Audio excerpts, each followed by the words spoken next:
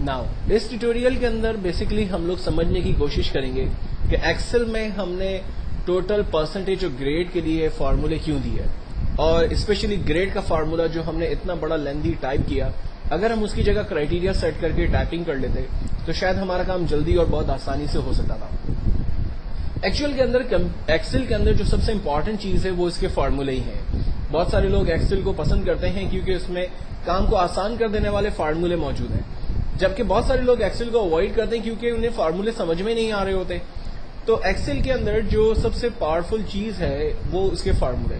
अब हम यहाँ समझने की कोशिश करते हैं कि हमने टोटल परसेंटेज और ग्रेड जो फार्मूले से हासिल किया उससे हमें बेसिकली क्या लॉन्ग टर्म में फायदा होगा। मेरे पास अली के इंग्लिश में नंबर 80 है, 90 नंबर मैथ्स में है और साइंस के अंदर 70 नंबर है। इस तरह से टोटल 240 नंबर, परसेंटेज 80 और ग्रेड A+ बन रहा है। मिसाल के तौर पर अगर मैं अली के नंबर्स को कम कर देता हूं, फॉर एग्जांपल मैं इसके नंबर 50 कर देता हूं, तो आप देखें टोटल के ऊपर मेजर फर्क हमें नजर आ रहा होगा। परसेंटेज चेंज हो गई और according to the percentage grade भी अपने हिसाब से चेंज हो गया। अगर मैं अली के मैथ्स के नंबर को भी चेंज करता हूं तो आप देखें रिजल्ट चेंज हो रहा है। अगर मैं उसके साइंस के नंबर को चेंज कर रहा हूं तो आप देखें रिजल्ट चेंज हो रहा है। तो इंपॉर्टेंट बात यह थी कि जब मैंने किसी भी स्टूडेंट के नंबर्स को चेंज किया तो उसका जो पूरा इफेक्ट है वो टोटल की वजह से परसेंटेज और परसेंटेज की वजह से ग्रेड के ऊपर वो इसके इफेक्ट्स आ रहे हैं। अगर एक स्कूल की टीचर के पास सिर्फ एक सिंपल फार्मूले वाली मार्कशीट मौजूद हो और उसको ये असाइनमेंट, उसको ये काम मिल जाए कि उसने बच्चों के नाम इंटर करने और उससे सब्जेक्ट नंबर्स इंटर करने, टोटल परसेंटेज खुद आ जाएगा, तो वो टीचर अपने लिए मतलब अपना काम कितना आसान महसूस करेगी। आईटी डिपार्टमेंट वालों का या आईटी एक्सपर्ट्स की बेसिकली ये रिस्पॉन्सिबिलिटी होती है कि वो इस तरह के फार्मूलों को किसी भी वर्कशीट के ऊपर अप्लाई कर सके। अब इन फार्मूलों को अगर मार्कशीट के अलावा किसी फाइनेंशियल कंपनी के अंदर अगर हम अप्लाई करने जा रहे हैं तो उसके तरीकाकार क्या होंगे, उसकी कुछ बेसिक टेक्निक्स मैं आपको बताता हूं। अगर ये बेसिक टेक्निक्स या रूल्स आपकी समझ में आ गए तो एग्जैक्टली आप एक्सेल के अंदर कहीं भी इन फार्मूलों को इस्तेमाल कर सकते हैं। मिसाल के तौर पर अगर एक्सेल के अंदर आपको असाइनमेंट मिलता है कि किसी भी दो वैल्यू को, यहां पर दी हुई वैल्यूज में से किसी भी दो वैल्यू को आपस में प्लस करना है, तो आप क्या करेंगे। इस बात को समझने के लिए आप अपने जहन में सिर्फ कैलकुलेटर की एग्जाम्पल को रखें। अगर मिसाल के तौर पर कैलकुलेटर में आपको दो वैल्यू को आपस में प्लस करना है तो आप क्या करते हैं। 10 और 10 दो फिगर मैं आपको असाइन करता हूं। आप सबसे पहले कैलकुलेटर पे 1010 टाइप करेंगे, प्लस का बटन दबाएंगे, फिर देन 1010 प्रेस करेंगे, इक्वल्स करेंगे, आंसर आ जाएगा 20। अगर यही काम आपको कंप्यूटर पे करना है तो आप सबसे पहले इक्वल नंबर प्रेस करें, क्योंकि एक्सेल का हर फार्मूला स्टार्ट होता है इक्वल के साइन के साथ। नंबर यहां पर ऑलरेडी मेंशन है, तो इन नंबर्स में से किसी भी नंबर को सिलेक्ट करें। आप प्लस करना चाह रहे हैं इसलिए प्लस का बटन दबाइए, दूसरे नंबर पे क्लिक करें, एंटर करें, आंसर आ गया। अगर मैं दो वैल्यू की जगह तीन वैल्यू को आपस में प्लस करना चाहता हूं तो उसके लिए भी सिंपल तरीका यही यूज होगा। आप इक्वल के साथ फार्मूला स्टार्ट करेंगे, किसी भी पहली वैल्यू को सिलेक्ट करेंगे, plus second value plus third value, और अगर आपका ख्याल है कि आपको 4 वैल्यू प्लस करनी है तो आप 4 वैल्यूज को रेंज में लेते हैं। हर एक वैल्यू को रेंज में लेने से उसका सेल एड्रेस आपके पास आता है, जिससे फायदा ये होता है कि आप अगर उस सेल एड्रेस के अंदर बाद में वैल्यू चेंज करते हैं तो आंसर ऑटोमेटिकली आपका अपडेट होता है। तो आंसर प्लस करने के लिए हमने सिंपल मेथड यूज किया। यही काम अगर मुझे माइनस, मल्टीप्लाई और डिवाइड के लिए अप्लाई करना है तो तरीका बिल्कुल सेम है, यानी जो बेसिक रूल है वो सबका सेम है। Equals first value minus second value, enter किया, आंसर आ गया। मल्टीप्लाई के लिए equals to first value multiply by second value, enter किया, आंसर आया। डिवाइड के लिए equals to first value divided by second value, enter किया, आंसर आ गया। यहां पर ऑलरेडी स्क्रीन पर तमाम वैल्यूज दी हुई थी। अगर मिसाल के तौर पर कंपनी में आपके पास कोई ऐसा असाइनमेंट आता है जिसमें फिगर्स शीट पर मौजूद ना हो और आपको जबानी उनका सिर्फ आंसर जनरेट करना हो तो आप क्या करेंगे। एग्जाम्पल उसी को लेते हैं, इक्वल्स टू अगर मुझे 10 प्लस 10 करना है तो हमने फार्मूला स्टार्ट किया, सबसे पहले इक्वल 10 प्लस 10, लास्ट में एंटर किया, आंसर आ गया 20। अगर मुझे 10 में से -5 करना है, आंसर आ गया 5 रुपीज। अगर मेरे पास 10 रुपीज है और मैं इसमें से 10 प्रोडक्ट्स बाय करता हूं तो मेरे पास 100 आइटम्स जो है वो आ जाएंगी।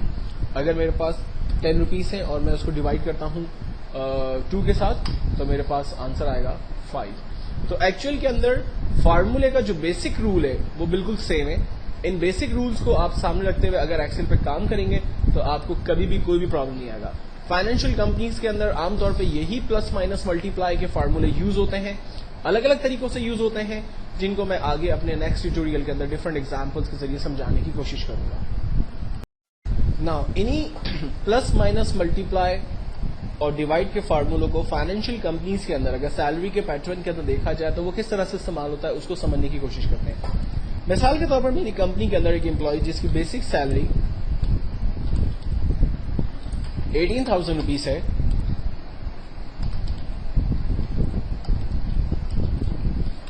उसका मेडिकल अलाउंस 3,000 रुपीज है, उसका कन्वेंस 3,500 रुपीज है, उसे हाउस रेंट 7,500 मिलता है और उसका कोला 1,050 रुपीज है, तो उसको टोटल सैलरी कितनी मिलती है।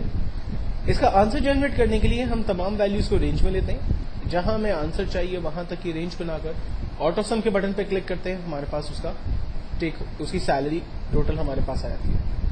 अब उसकी सैलरी का अगर मुझे टैक्स डिडक्ट करना है लाइक 3.5% और उसका EOBI डिडक्ट हो रहा है फॉर एग्जांपल 380 रुपीज, और उसके बाद मुझे मालूम करना है कि उसका टेक होम क्या बनता है, तो इसके लिए हम फार्मूला लगाते हैं लाइक टैक्स डिडक्ट करने के लिए equals to total number multiply by 3.5%।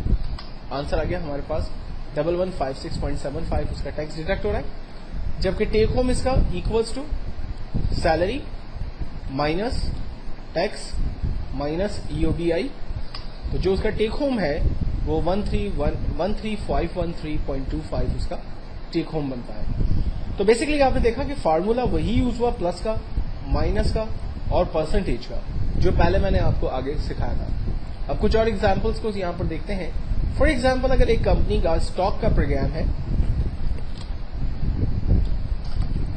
एक कंपनी के पास डिफरेंट आइटम डिफरेंट क्वांटिटी के अंदर मौजूद है, उसकी प्राइस मौजूद है, उसका अमाउंट हम बताना चाहते हैं। फॉर एग्जांपल कंपनी के पास कीबोर्ड है, कुछ कीबोर्ड की प्राइस 350 रुपीज है, सॉरी कीबोर्ड क्वांटिटी में 5 पड़े हुए हैं और उसकी पर कीबोर्ड प्राइस 350 रुपीज है। कंपनी के पास कुछ माउस मौजूद है, एक माउस की कीमत 200 रुपीज है और 10 माउस कंपनी के पास है। कंपनी के पास 2 LCDs है, एक LCD की कीमत 7,000 रुपए है। कंपनी के पास 4 हार्ड डिस्क है, एक हार्ड डिस्क की कीमत 4,200 रुपए है। तो कंपनी के पास एक्चुअल में कितना स्टॉक है, इसके लिए फार्मूला हमारे पास मल्टीप्लाई का यूज होगा। देखिए क्वेश्चन को देखकर ही हमें समझना होता है सबसे पहले कि फार्मूला हम कौन सा इस्तेमाल करने जा रहे हैं। जैसे मेरे पास 5 कीबोर्ड है और ईच कीबोर्ड की वैल्यू अगर 350 रुपीज है, तो मैं जब दोनों को मल्टीप्लाई कर दूंगा तो मेरे पास तमाम कीबोर्ड की फिगर आ जाएगी। और एक आंसर को जनरेट करने के बाद अगर हम इसको ड्रैग कर लेते तो ऑटोमेटिकली तमाम वैल्यूज हमारे पास कैलकुलेट होकर आ जाती है। लास्ट में फाइनली मैं टोटल सम कर लेता हूं तो मुझे पता चल सकता है कि कंपनी में मेरा इस वक्त कितना पैसा इन्वॉल्व हुआ हुआ है। इसी तरह से अगर मैं फॉर एग्जांपल मेरे पास